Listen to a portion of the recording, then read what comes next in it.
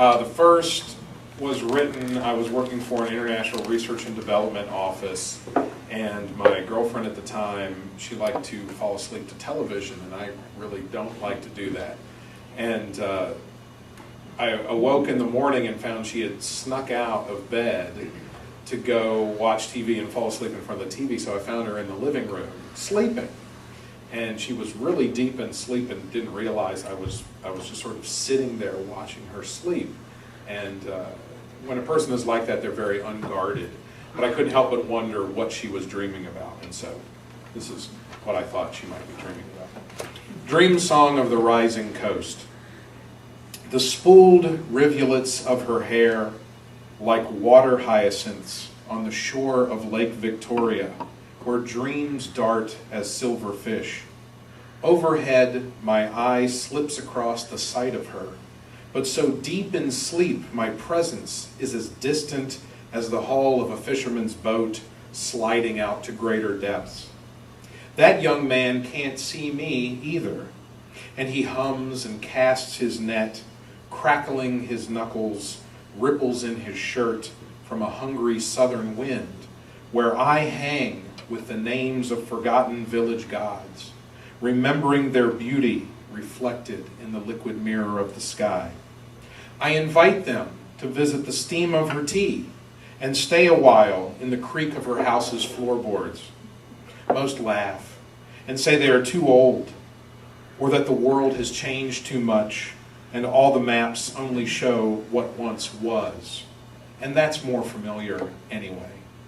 But maybe one or two come back, circling my earlobe like a ring, and waiting to drop into her mind in the moment before she wakes, as a coin carrying a silent wish shimmers through the silt like a small fish among water hyacinths.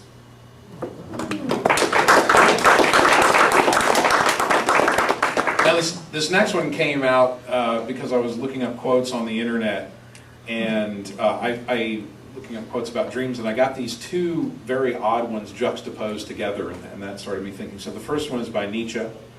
We use up too much artistry in our dreams, and therefore often are impoverished during the day.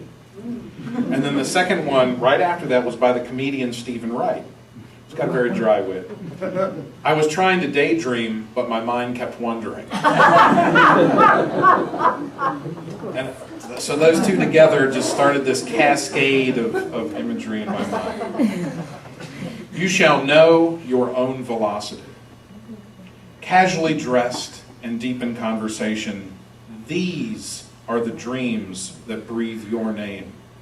As mad puppets tearing across the crushed ice of a winter solstice, as drums resounding in the barrel chest of a book, as eyelids dropping heavy gates at the labyrinth of suggestion, mantas gliding through their oceanic sky, the ruptured volcano of an exit wound, first kiss in a closet against a car during a slow dance, the moistened dew lying like honeyed glaze on the dead soldier's face, tears bursting seeds from a smashed pumpkin, beautiful children, innocent as ice, surrounding a summer melon that thumps thick with juicy perfection, worm dust dunes under the bed of the night house, pigments of the imagination, the kind of deep green you need to turn sideways to see.